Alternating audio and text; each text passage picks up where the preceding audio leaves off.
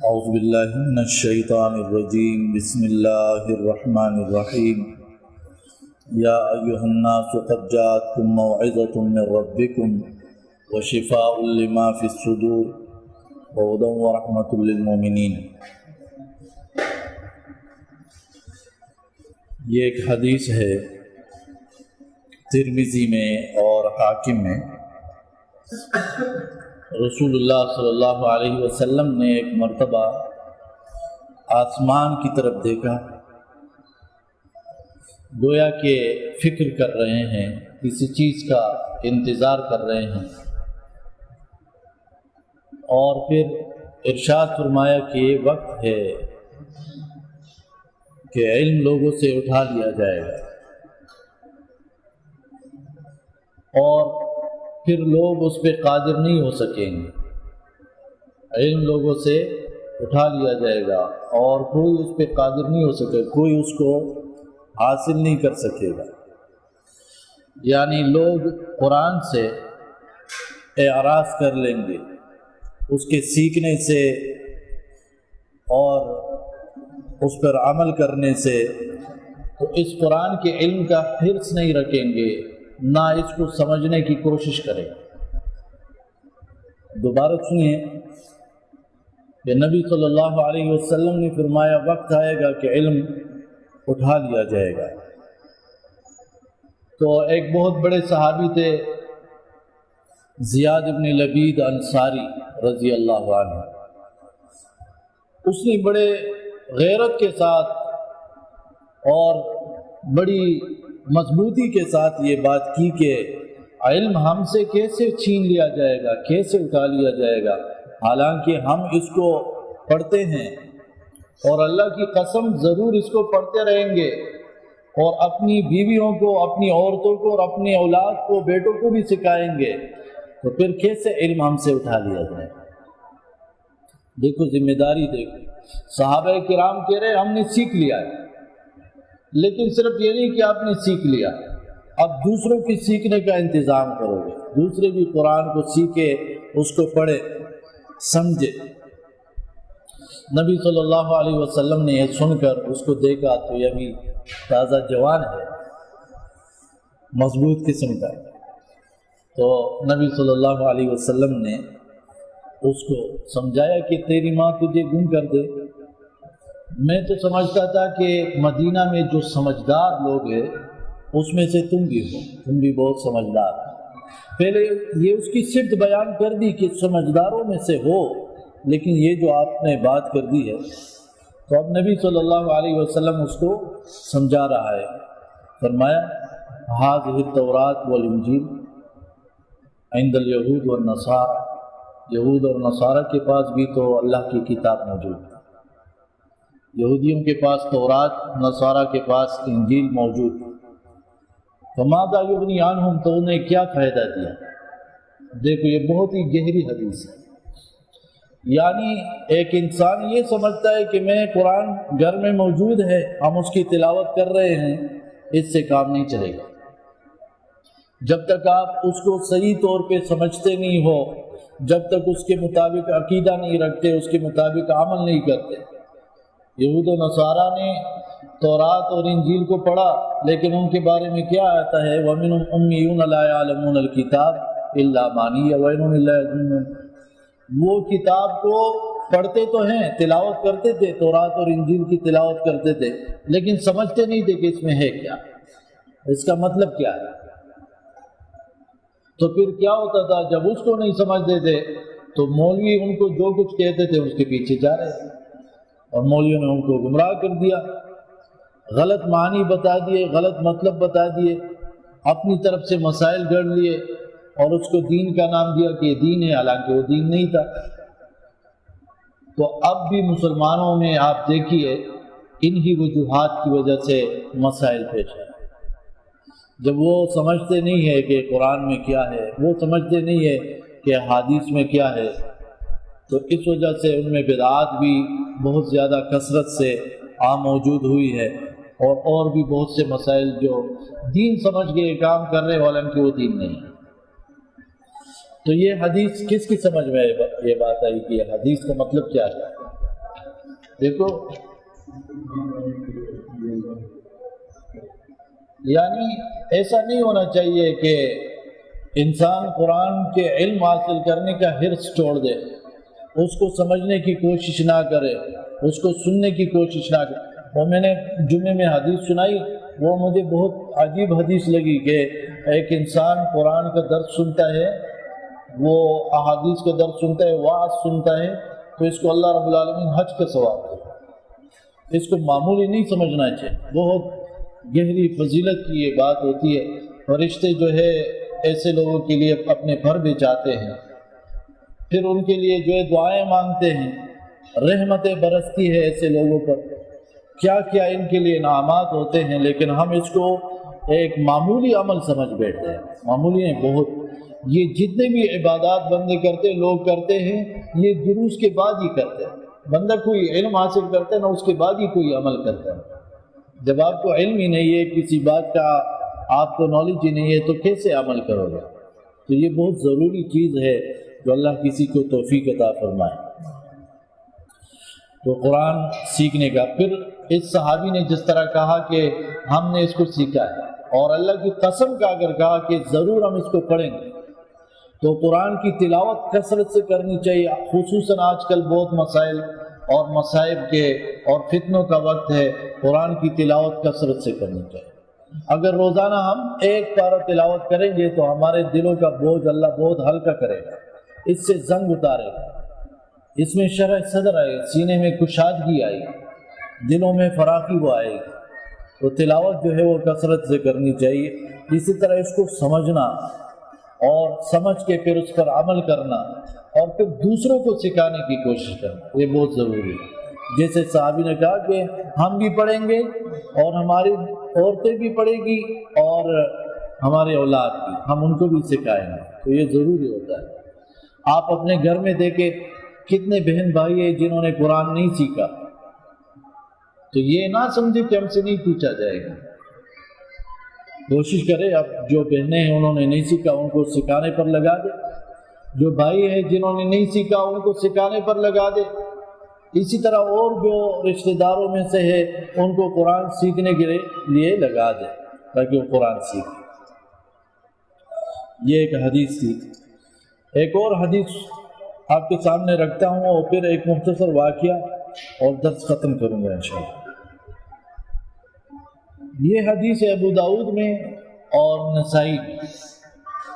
ایک شخص آتے ہیں اللہ کے نبی صلی اللہ علیہ وسلم کے پاس اور کہا کہ میں آپ کے پاس آیا ہوں، بیعت کرتا ہوں کہ ہجرت کرتا ہوں، ہجرت کی بیعت کے لیے آیا۔ اور میں جب آ رہا تھا، یعنی اپنا علاقہ، اپنا گھر بار سب کچھ چھوڑنے کو تیار ہوں، اس بات کے لیے میں بیعت کر رہا ہوں، لیکن جب میں آ رہا تھا تو میں نے اپنے ماں باپ کو روتے ہوئے چھوڑا ہے، وہ رو رہے تھے اور میں آ گیا۔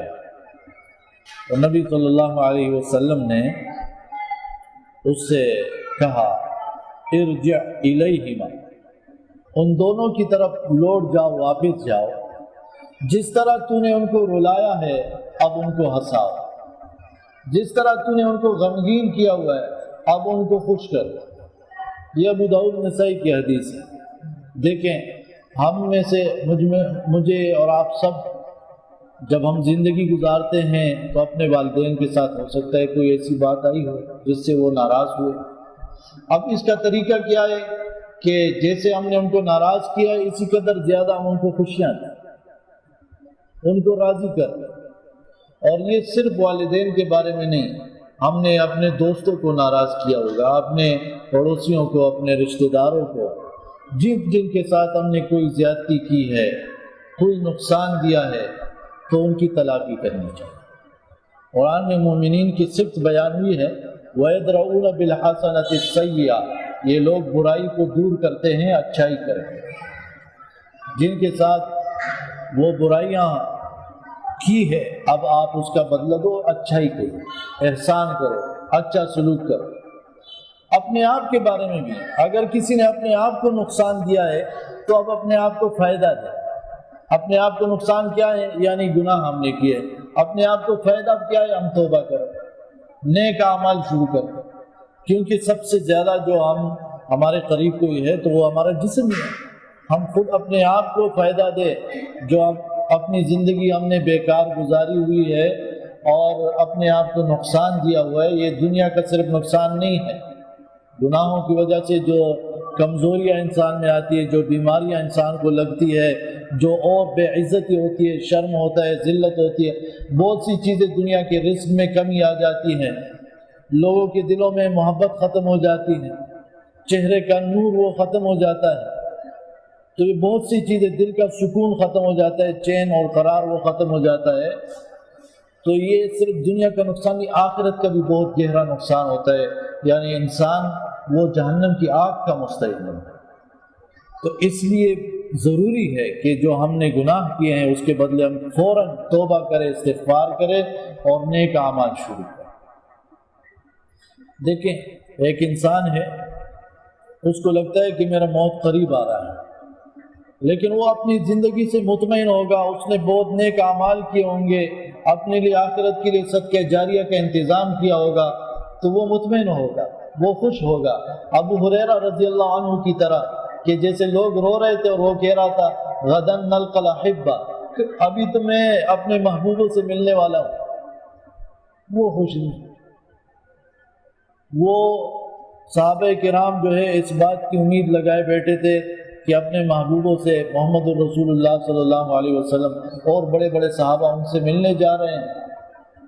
تو جب ہمارے پاس جو ہے کچھ ہوگا کہ ہم امید رکھیں اس کی بنا پہ، تو تب جا کے ہمیں یہ خوبصورت موت جو ہے وہ نصیب ہو سکتی ہے. تو اس لیے یہ ایک بہترین علاج ہے وَيَدْرَؤْنَ بِالْحَسَنَةِ السَّيِّئَةِ، کہ جو شخص بھی برائی کرے تو اس کے بدلے میں اچھائی کرے، گناہ کرے تو نیکی کرے، ظلم کرے تو احسان کرے. اور یہ سب کے لیے، میں بھی سوچوں، آپ بھی سوچیں، اپنے آپ کے بارے میں، اپنے والدین کے بارے میں، اپنے رشتہ داروں، بہن بھائیوں کے بارے میں، بیوی بچوں کے بارے میں. دیکھیں، ایک شخص ہے، اس نے کچھ گناہ کیے ہیں، کوئی ظلم و زیادتی اس سے ہوئی ہے، کسی کو ناراض کیا ہوا ہے، تو یہ تو دل و دماغ اللہ نے ایسے پیدا کیے ہیں کہ یہ ہمیشہ آپ کو تکلیف دے گی اس چیز کے بارے میں، یہ تم نے غلط کیا ہے. جیسے سوئی چبو جاتی ہے نا، ایسے یہ آپ کو ٹھوکر مارے گی، ایسے آپ کو یہ تکلیف دے گی. لیکن یہ تکلیف تب جا کے دور ہوگی جب آپ جو آپ نے برائی کی ہے اس سے زیادہ، اس سے بڑھ چڑھ کر آپ نیکی کرو گے، اچھا سلوک کرو گے، تو تب یہ آپ بھول جاؤ گے، تب آپ کو اطمینان اور سکون جو ہے وہ ملے گا. تو یہ کوشش کرنی چاہیے، اور خصوصاً اس بات کا کہ ہم نے اپنی زندگی کا بہت زیادہ حصہ بیکار گزار دیا. اب ہمیں بیدار ہو جانا چاہیے. قرآن میں کتنی جگہ آپ دیکھتے ہیں وَلَا تَكُن مِّنَ الْغَافِلِينَ، غفلت والوں میں سے نہ ہو جانا.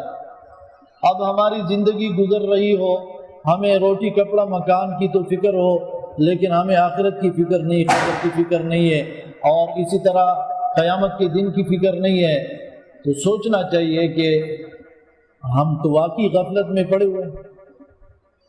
ہمارے دل و دماغ کے اوپر وہ پردے پڑے ہوئے ہیں. اس کو اتارنا، اس کو نکالنا، یہ بہت زیادہ بہت ضروری ہے. کچھ احادیث ایسے ہیں جس میں یہ ذکر ہے کہ اگر ایک انسان رات کو وہ قرآن کی تلاوت کر کے سوتا ہے تو وہ غافلوں میں شمار نہیں ہوتا. یعنی اللہ کو یاد کر کے وہ، اگر ہم سونے بھی جا رہے ہیں تو اللہ کی یاد کے ساتھ، ذکر و اذکار کے ساتھ، اگر ہم بیدار ہوں تب بھی اللہ کی یاد کے ساتھ. تو یہ بہت ضروری ہے. یہ دوسری یہ حدیث میں نے آپ کے سامنے رکھی. اب ایک واقعہ مختصر سا.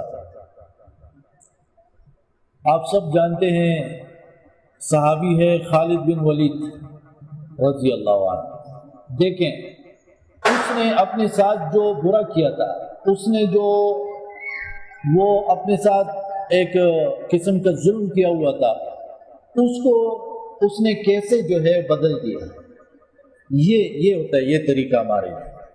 وہ جو وحشی تھا جس نے حمزہ رضی اللہ عنہ کو شہید کیا تھا، پھر اس نے اس کا بدلہ کیسے اتارا کہ مسیلمہ کذاب جو کہ اپنے آپ کو نبی کہتا تھا، جھوٹا شخص تھا، اس کو قتل کر کے وہ اس کا دل خوش ہوا تھا کہ کفر کی حالت میں نے بہت بڑا ظلم کیا ہے، اسلام کی حالت میں بہت بڑا کارنامہ سر انجام ہے۔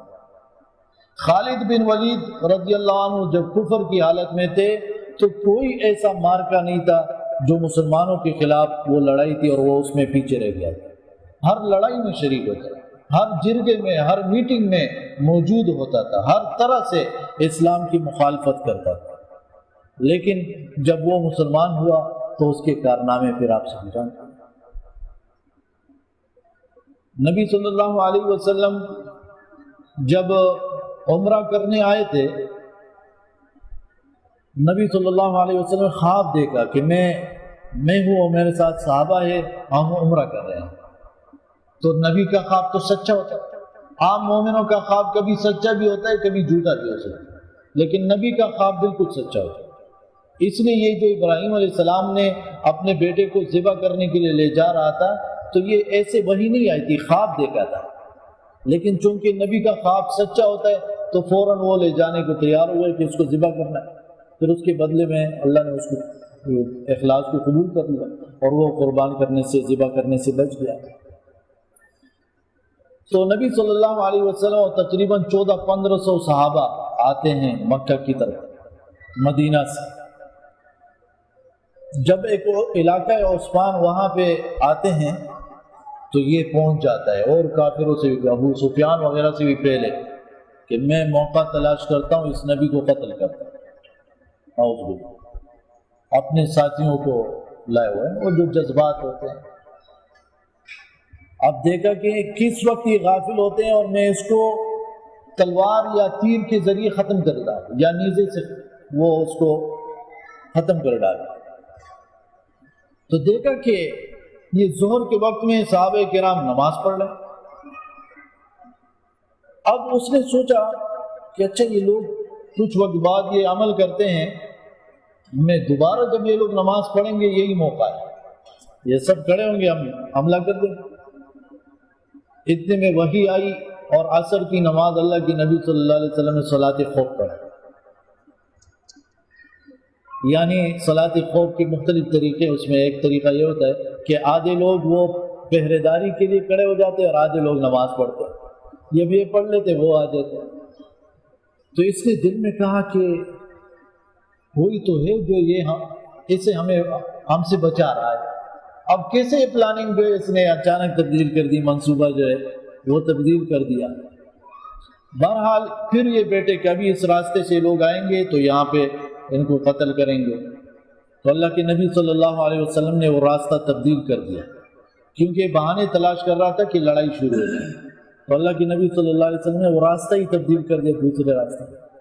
پھر حدیبیہ میں ان کو وہ روکا گیا کہ نہیں جاؤ۔ بہرحال حدیبیہ کا واقعہ آپ سب جانتے ہیں، آپ بالکل خانہ کعبہ کے قریب گئے ہو اور آپ کو روک دیا جاتا ہے۔ ان اولیاءہ الا المتقون، خانہ کعبہ کا سب سے زیادہ حقدار محمد رسول اللہ صلی اللہ علیہ وسلم، اور اسی کو روکا گیا کہ نہیں جاؤ گے۔ دیکھو نا کس قدر کیسی تکلیفیں جو ہے وہ انبیاء پر آئی ہے، پیغمبروں پر آئی ہے۔ سب سے زیادہ اگر خانہ کعبہ کا کوئی حق رکھتا ہے تو وہ محمد رسول اللہ صلی اللہ علیہ وسلم، اور اسی کو روک دیا گیا کہ نہیں جاؤ گے۔ ایک حدیث میں مسلم میں پڑھ رہا تھا کہ یہ مشرکین ایسے ظالم لوگ تھے، انہوں نے ابراہیم علیہ السلام نے جس طرح خانہ کعبہ کو تعمیر کیا تھا کہ ایک دروازہ اندر داخل ہونے کے لیے، ایک دوسرا دروازہ نکلنے کے لیے، تو انہوں نے ایک دروازہ بند کر لیا، صرف ایک ہی چھوڑ دیا۔ دوسرا جو ہے یہ خانہ کعبہ زمین کے ساتھ اس کا دروازہ لگا ہوا تھا، انہوں نے اوپر کر دیا، سیڑھیاں بنا دی، اوپر کر دیا۔ اللہ کے نبی صلی اللہ علیہ وسلم فرماتے ہیں یہ انہوں نے اس وجہ سے کیا کہ جس کو یہ چاہتے تو اس کو اندر داخل ہونے دیتے تھے، اور جس کو نہیں چاہتے اس کو اندر داخلے کی اجازت بھی نہیں ملتی۔ بلکہ حدیث میں ایسے الفاظ ہیں، بعض اوقات یہ مشرکین ایسا کرتے تھے، عزت اللہ مل سکتے، بعض اوقات یہ مشرکین ایسا کرتے تھے کہ کسی کو کہتے چلو ٹھیک ہے تم اندر جاؤ، خانہ کعبہ کے اندر جاؤ، تو وہ چڑھنے لگ جاتا، جیسے مثال یہ سیڑھیاں ہیں وہاں تک پہنچ گیا، وہاں سے اس کو لات مار کے گرا دیتے اور ہنستے تھے، تم جو ہے تم ادھر داخل ہو، تم کون ہو؟ یعنی اپنی جو ایک ٹھیکیداری سسٹم بنایا ہوتا ہے کہ ہم کچھ خاص وڈیرے ہیں وہی اندر داخل ہوں گے اور باقی نہیں جائیں. یہ مختلف انہوں نے وہ ان کے ساتھ کیا. بہرحال نبی صلی اللہ علیہ وسلم کو روک دیا، تم نہیں جاؤ گے، عمرہ نہیں کرو گے. سارے صحابہ کرام پریشان ہیں، عمر رضی اللہ عنہ پریشان ہیں، بہت سے صحابہ، یہاں تک کہ کہا گیا کہ واپس جاؤ، اگلے سال آؤ گے اور صرف 3 دن کے لیے آؤ گے، 3 دن سے زیادہ نہیں. اب دیکھو اللہ کے نبی سے واپس اگلے سال آئے تو یہ خالد بن ولید جو ہے وہ اب یہ برداشت نہیں کر، حالانکہ ان کے بڑوں نے فیصلہ کر دیا تھا کہ اگلے سال آپ لوگ آ جائیں، 3 دن یا عمرہ کر کے چلے جائے. حالانکہ بت اس میں موجود تھے، خانہ کعبہ کے اندر بت موجود تھے، لیکن صحابہ کرام اتنے مجبور ہیں کہ اس کے باوجود عمرہ کر رہے ہیں. یہ اس کو اچھا نہیں لگا کہ یہ پھر بھی آ رہے ہیں اور عمرہ کر کے یہ ایسے ہی چلے جائیں گے. تو یہ مکہ سے نکلا 4 دن بعد آیا. جب اس کو پتہ چلا وہ لوگ آ رہے ہیں تو یہ برداشت بھی نہیں کر سکتا تھا کہ ان کو صاحب مسلمانوں کو دیکھے. بعض لوگ ایسے ہوتے ہیں، بہت ان کے دلوں کے اندر بہت زیادہ حسد اور کینہ اور بغض اور نفرت ہوتا ہے، کسی کو دیکھ بھی نہیں سکتے. جب صحابہ کرام واپس لوٹے، نبی صلی اللہ علیہ وسلم واپس لوٹے، یہ آ گئی. پھر ایسا ہوا کہ نبی صلی اللہ علیہ وسلم نے اس کے بھائی سے کہا، اس کا جو بھائی تھا ولید ابن ولید، وہ مسلمان ہو گیا تھا. اس کے بھائی سے کہا کہ آپ کا بھائی خالد کدھر ہے؟ ایسا شخص جس کو جو عقل بھی رکھتا ہے، سمجھدار ہے، وہ کیسے اسلام سے جاہل رہ سکتا ہے؟ کیوں اسلام کو نہیں سمجھ رہا ہے؟ اگر وہ ہمارے پاس آیا تو ہم اس کی عزت کریں گے. اللہ کے نبی صلی اللہ علیہ وسلم، حالانکہ اتنی دشمنیاں تھی، اللہ کے نبی صلی اللہ علیہ وسلم جانتے تھے کہ اگر ایک شخص آتا ہے، مسلمان ہوتا ہے، تو سب کچھ ختم، پھر تو کچھ ہے. یہ بھائی جو ہماری خوشی کے اس کے تلاش میں لگ گیا کہ اللہ کے نبی نے اس کا تذکرہ کیا، میرے بھائی کا نام لے کے تذکرہ کیا. آپ سوچیں نا، اگر آج کوئی بہت بڑا عالم ہو اور کسی کا نام لے تو لوگ کتنا خوش ہوتے ہیں، اور پھر نبی نے نام لیا. یہ تلاش میں نکل پڑا، لیکن وہ تو گیا تھا مکے سے باہر، کہیں چھپ گیا تھا. بہرحال پھر اس نے ایک خط لکھ دیا اس کے بھائی نے، اور اس میں اسے کہا کہ آپ کی طرح انسان جو ہے کیسے اسلام سے جاہل رہ سکتا ہے. اس بھائی کو جو بھائی یہاں بیٹھتے ہیں اگر توجہ دے تو اچھا ہوگا، مجھے پھر پریشانی ہوتی ہے. تو اس کو جو خط لکھا، اس خط میں یہ تذکرہ کیا کہ آپ کی طرح انسان کیسے جو ہے وہ اسلام سے جاہل رہ سکتا ہے، اور اللہ کے نبی نے آپ کا تذکرہ کیا ہے کہ اگر یہ ہمارے پاس آئے تو ہم اس کی عزت کریں گے اور لوگوں پر اس کو ترجیح دیں گے، یعنی اس کو جو سمجھداری. اور یہ بھی کہا کیا ہی اچھا ہو کہ اپنا تلوار اور نیزہ اور اپنی طاقت اسلام کے خلاف نہیں بلکہ اسلام کے لیے استعمال کریں. اللہ نے آپ کو صحت دی ہے، اللہ نے آپ کو علم دیا، عقل دیا، مال و دولت دی ہے، بہت رشتہ دار ہے آپ کے، بہت دوست ہے آپ کے، گیدرنگ ہے. ان تمام چیزوں کو استعمال کرو اسلام کے لیے. حدیث میں آتا ہے میں یرید اللہ بہ خیرا استعملہ، جس کے لیے اللہ خیر کا ارادہ کرے اس کو استعمال کرتا ہے. میں اور آپ سب دیکھ سکتے ہیں، اپنے آپ کو چیک کر سکتے ہیں، اگر ہم اسلام کے لیے استعمال ہو رہے ہوں تو ہمارے لیے خیر کا ارادہ ہے اللہ. اگر اسلام کے لیے استعمال نہیں ہو رہے ہو تو ہمیں فکر کرنی چاہیے. دنیا کے لیے ہماری بھاگ دوڑ کتنی ہے اور آخرت کے لیے ہماری بھاگ دوڑ کتنی ہے. بہرحال جب اس کو وہ خط ملا اور صحابہ کرام جا چکے ہیں تو اس نے پڑھا اور اس کے دل میں آیا کہ ہاں اسلام تو قبول کرنا چاہیے. اس نے سوچا، لیکن اس سے پہلے یہ سوچ رہا تھا کہ یہ مسلمان آ کے ادھر انہوں نے عمرہ بھی کر دیا اور ان کے ساتھ معاہدہ بھی ہے، میں جاتا ہوں نجاشی کے پاس جاتا ہوں جو نصرانی بادشاہ ہے، اس کے پاس جاتا ہوں. لیکن پھر سوچا کہ کیا میں نصرانی ہو جاؤں، میں نہیں جاتا. پھر کہا کہ ہرقل کے پاس جاتا ہوں، پھر سوچا کہ نہیں ادھر بھی نہیں جاتا. نجاشی کے پاس تو نہیں جاتا، وہ تو مسلمانوں کی عزت کرتا ہے، وہ اچھا بندہ نہیں ہے، اس کے پاس نہیں جاتا. پھر یہ وقت جب اس نے یہ خط پڑھا تو اس نے سوچا کہ میں اسلام قبول کرتا ہوں. اب دل میں جو ہے نا آہستہ آہستہ ہوا نرمی دیکھ اللہ کے نبی صلی اللہ علیہ وسلم کیسا تذکرہ کیا، اس پہ اثر ہو گیا. تو یہ کہتا ہے کہ میں اپنے دوست کے پاس آیا، اس کا بہترین دوست تھا صفوان ابن امیہ. اس سے کہا کہ چلو چلتے ہیں اسلام قبول کرتے ہیں، آپ دیکھ رہے ہو کہ اسلام مسلمان غالب آ رہے ہیں، جب ان کو اللہ غلبہ دے گا تو ان کی عزت ہماری عزت ہے، یہ قریش ہے، ہم بھی قریش. تو اس نے کہا کہ اگر سب لوگ بھی مسلمان ہو جائے صرف میں رہ جاؤں پھر بھی میں اسلام قبول نہیں کروں. اس نے کہا بدر میں میرے بھائی کو قتل کیا ہے، باپ کو قتل کیا ہے. تو یہ اس سے جو ہے وہ مایوس ہوا. پھر اپنے دوسرے دوست کے پاس آیا، یہ تلاش کر رہا تھا کہ میرے کوئی ساتھی بن جائے کہ مدینہ چلے جائے. اکرمہ کے پاس آیا جو ابو جہل کا بیٹا تھا. تو اس نے بھی کہا کہ میں تو مسلمان نہیں ہوں گا، لیکن دیکھو بعد میں اللہ نے اس کو توفیق دے دی تھی. پھر بعد میں اکرمہ بعد میں مسلمان ہو گیا تھا. باپ ابو جہل اور بیٹا کتنا سچا مسلمان بن گیا. بہرحال پھر اس کا ایک اور دوست تھا عثمان ابن ابی طلحہ، یہ اس کے پاس آیا اور اس سے کہا کہ میرا تو یہ ارادہ ہے. اس نے کہا ٹھیک ہے میں بھی چلتا ہوں. دوست مل گیا، چل رہے ہیں. اور انہوں نے کہا رات کے اندھیرے صبح جو سحری کا وقت ہوتا ہے اس ٹائم نکلیں گے تاکہ کسی کو پتہ نہ چلے. اور یہ بھی کہا کہ اکٹھے نہیں جائیں گے، فلاں جگہ تک پہنچنا ہے، میں اگر پہلے پہنچ گیا تو میں آپ کا انتظار کروں گا، اگر تم پہلے پہنچ گئے تم میرا انتظار کرو. ایک جگہ مقرر کر دی کہ وہاں تک پہنچنا ہے، پھر وہاں سے اکٹھے جائیں گے. جب حالات سخت ہو تو ایسے مسائل پیش آتے ہیں. یہ دونوں وہاں پہنچے اور پھر وہاں سے اکٹھے نکل پڑے تو ان کو عمر ابن عاص نظر آئے. وہ ان سے پوچھتے بھائی کہاں جا رہے ہو؟ ابھی وہ بھی مشرک ہے. یہ کہتا ہے تم کہاں جا رہے ہو؟ اب ایک دوسرے پہ شک کر رہے ہیں. بلاخر ایک دوسرے کو بتا دیا کہ میں تو ہمارا تو اسلام کا ارادہ ہے. اسے کہا میرا بھی. تینوں چل گئے. تینوں جا کے وہ مکے سے چل پڑے ہیں، مدینہ پہنچے. اور مدینہ میں جب وہ پہنچتے ہیں اور صحابہ کرام نے ان کو دیکھا اور سب جو ہے انہوں نے سنا بھی تھا کہ اللہ کے نبی صلی اللہ علیہ وسلم کا تذکرہ کر رہے تھے، فوراً جو ہے وہ صحابہ بھاگ کے نبی کے پاس پہنچ رہے ان سے پہلے کہ وہ آ گئے مسلمان ہونا چاہتے ہیں. تو نبی صلی اللہ علیہ وسلم بہت خوش ہوئے. اب ان کی خوشی دے جب نبی صلی اللہ علیہ وسلم خوش ہوئے تو وہی صحابہ دوبارہ ان کے پاس بھاگ کے آ رہے ہیں کہ اللہ کے نبی بہت خوش ہے، اللہ کے نبی بہت خوش ہے.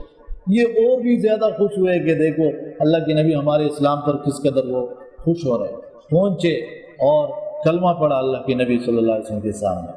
اور پھر دیکھیں انہوں نے کیسی زندگی گزاری، ساری کی ساری زندگی وہ اسلام کی خدمت کی. تو دیکھیں ہمیں ہمارے لیے بھی یہ ایک اسوہ حسنہ ہے. ہم نے جو زندگی گزاری بیکار گزاری تو اس کے بدلے میں اب ہمیں باقی زندگی اسلام کے لیے، اللہ کے لیے، اللہ کے دین کے لیے گزارنی چاہیے. اللہ مجھے اور آپ سب کو عمل کرنے کی توفیق عطا فرمائے. اقول قولی ھذا